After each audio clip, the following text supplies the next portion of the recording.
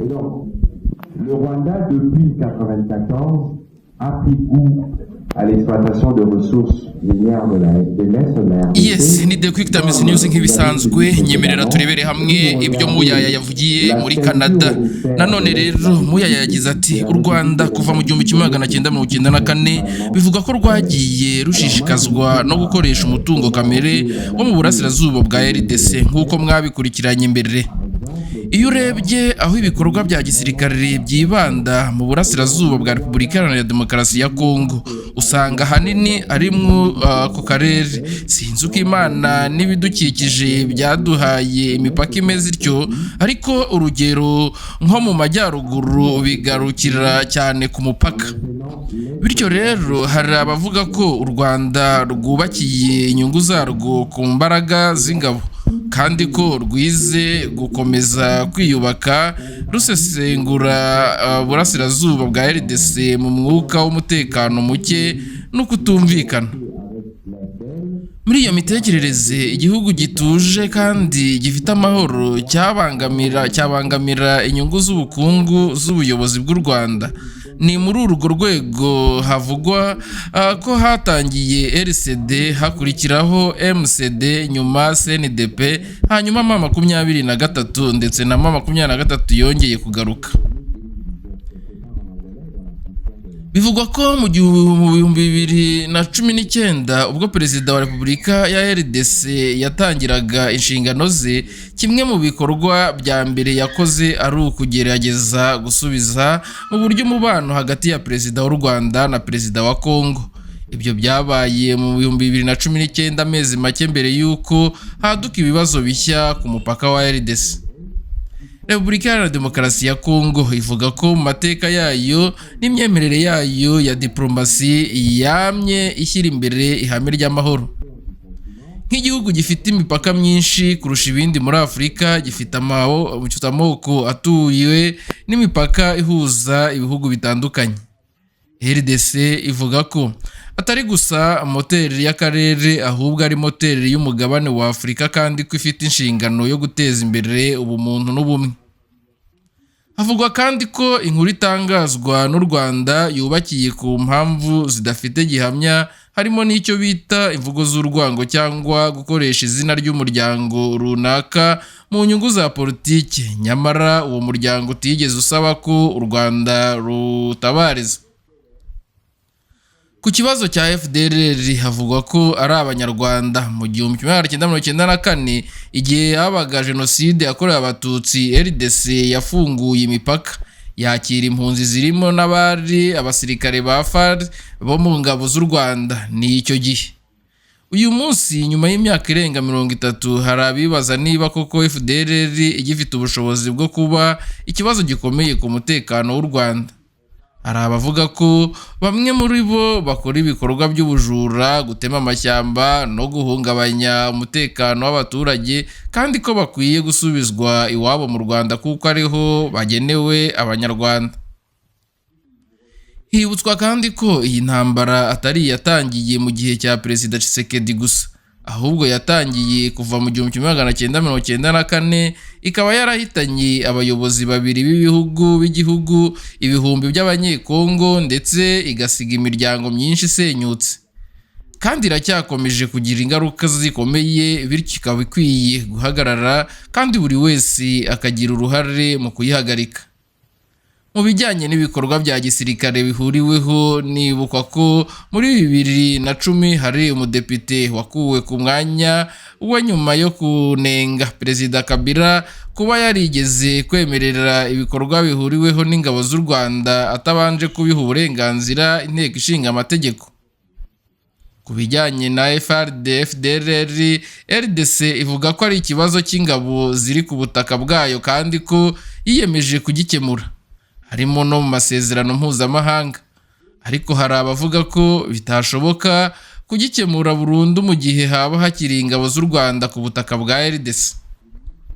Hari kandi abibutsa amateka y'uko mu 1997 hari umunyarwanda wayoboye igisirikare cya RDC, ariwe James Kabarebe, uvugwaho kuba yaragize uruhare rukomeye mu ntambara zabaye muri Kongo.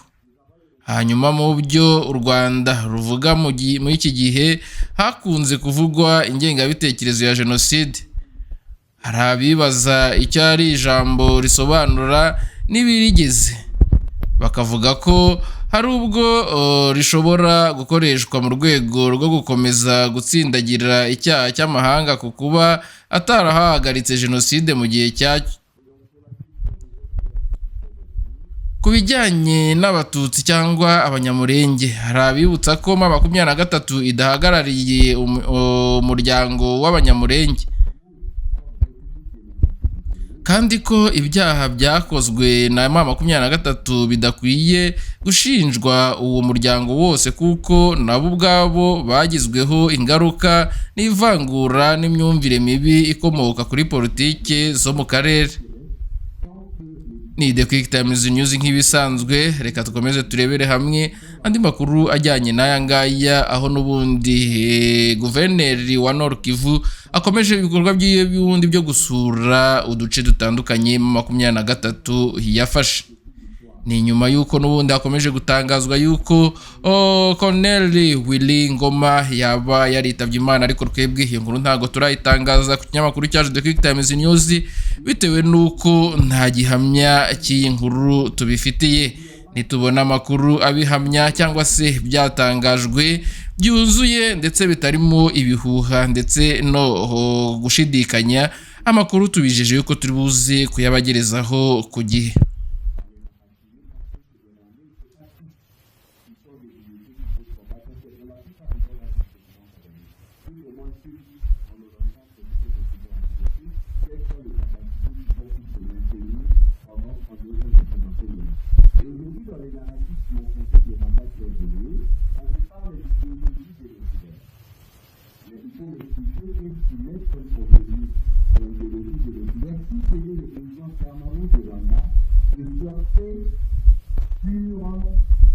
La culpabilité internationale de ne pas avoir agi plus vite sur le génocide.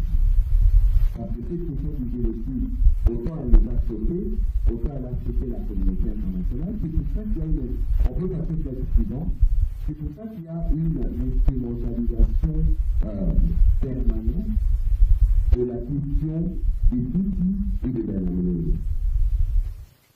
D'abord, il faut que le contenu soit clair.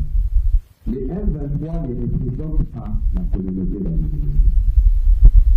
Les crimes commis par les M23 ne sont pas imputables aux membres de cette communauté. Parce que la communauté d'Amérique de Pays, comme les autres ici, sont les premières victimes de la stigmatisation du Rwanda.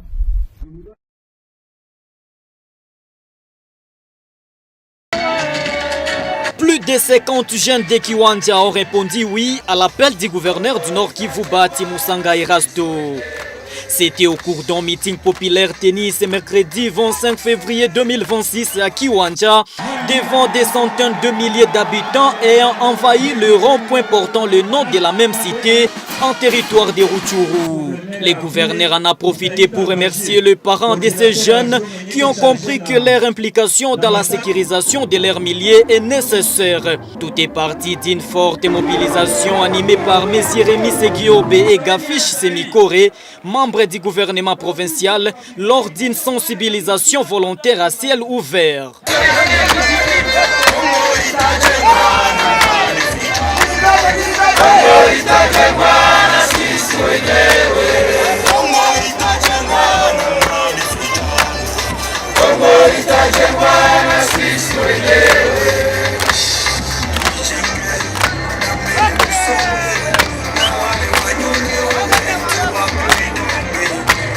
Séance tenante, d'autres jeunes se sont faufilés dans le jeep de la mobilisation pour allonger la liste des recrues au sein de l'armée révolutionnaire congolaise ARC, à la tête le général-major Sultan Makenga.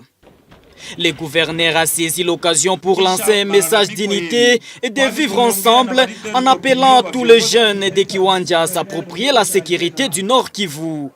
Tunaomba population ya Kiwanja, tunaomba population ya Rutshuru, batu bapendane, batu baache ubaguzi wa ukabila, tupendane, tuache ubaguzi wa ukabila.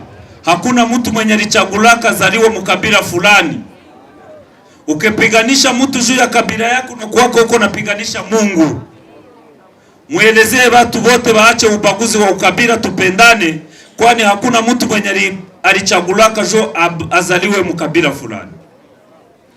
Mukabila zote muko watu babaya. Mukabila zote muko watu babaya, lakini ule mtu mubaya mumukamate sawa individu, akifanya kosa azibiwe, lakini kominote yake sisibire makosa ya mtu mwenye amefanya kosa bamuatribuye ku kominote yake. Tupendane. Mungu anatuomba kupendana. Tupendane bandugu. Tuache vitu ya ubaguzi wa ukabila. Batu benye baliletaka ubaguzi wa ukabila Rwanda, leo hii munaona banazeekea mupori. Baliletaka ubaguzi wa ukabila bakaua watu. Leo hii bako nakuya tesa na raia yetu. Munaona banazeekea mupori na batakufia mupori juu balimwanga damu. Rwanda ya batoto, ya bamama. Leo munaona banazeekea hapa mupori. Tupendane, tuache ubaguzi wa ukabila. Aba babiana benye banaeneza 18 bakuye kwa jeshi. Bakuye tujenge jeshi ya mzuri. Tujenge jeshi yenye ina ubaguzi wa ukabila. Tusimamishe mauaji yenye iko Beni. Munaona Beni bako na chinja bandugu zetu. Aba bapolitisie betu bakina Kahonja bakina Nzangi habasemake juu ya population yetu yenye iko na kufa Beni. Abo balisha kuwa bachuruzi ba damu. Bapolitisie betu ni bachuruzi ba damu. Juu kama kuko vita wanapata franga. Lakini leo tukipigana mnasikiaka Bakahonja wako nasema juu yetu. Lakini population yenye wako na chinja Beni hakuna siku balisha simama baambie Kisekedi population yetu ya Beni iko na kufa. Hakuna siku moja balisha bisema. Tunapaswa simama, population yetu yote tunaiprotege. Lakini juu tubiweze ni nguvu ya sisi wote. Aba babiana benye banaeneza 18 benye abavukishe 35 mukuje kwa jeshi, tujenge jeshi ya mzuri. Et avant dans la matinée, les leaders d'opinion du territoire de Rutshuru ont échangé avec l'autorité provinciale dans la stratégie de proximité où plusieurs questions ont trouvé sur place des solutions, suscitant un soulagement au sein de la population. Yangu kwanza ni ya kabambi sana. Njo ya kwanza tunamwona guverner anakia kututembelea na nauliza kila mtu avi yake. Hakubagua, anasema kila mtu aseme kenye kinakuwa kinamsumbua kuro.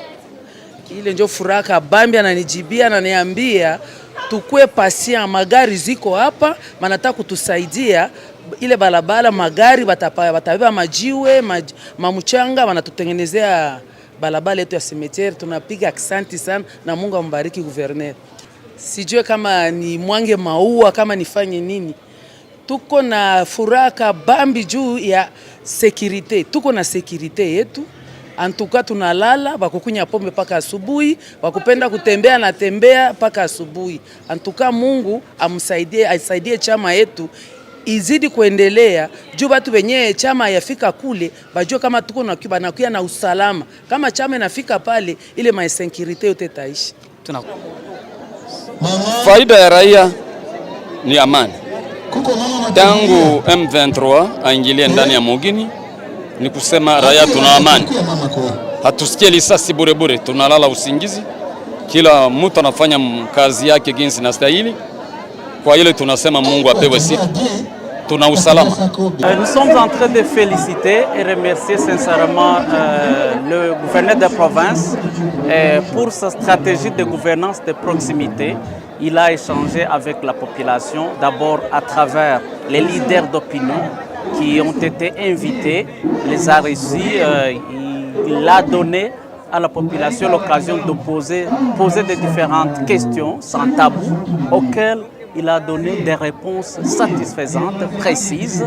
En tout cas, c'est un véritable technocrate, l'homme aux actions concrètes. Et après cette séance, nous sommes venus participer à son meeting où il a essayé de brosser, en tout cas, voilà, sa façon de travailler. Il a donné encore une fois l'occasion à la population de poser des questions aux différents problèmes de la vie courante, et parmi lesquels le problème des champs, le problème des terrains, le problème des tracasseries, le problème des routes, le problème des ponts. Et pour ce problème, il a apporté des solutions efficaces et concrètes, et pour lesquelles nous tenons à le féliciter. Je vais dire les principales réalisations. Et au mois de décembre, précisément le 17 décembre 2025, la zone de santé a eu à recevoir les dons en ambulance qui a été donné par le gouverneur de province.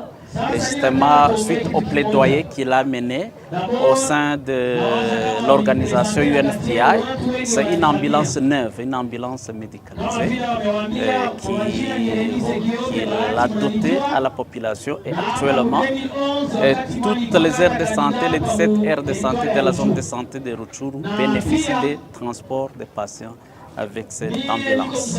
Ces rassemblements populaires à Kiwanja s'inscrivent dans le cadre de la mission d'itinérance du gouverneur Bahati Musanga Erasto dans la chefferie de Bouicha, après celle menée dans la chefferie de Bouito et dans plusieurs localités de Massissi, avec pour objectif de palper du doigt les réalités quotidiennes de la population.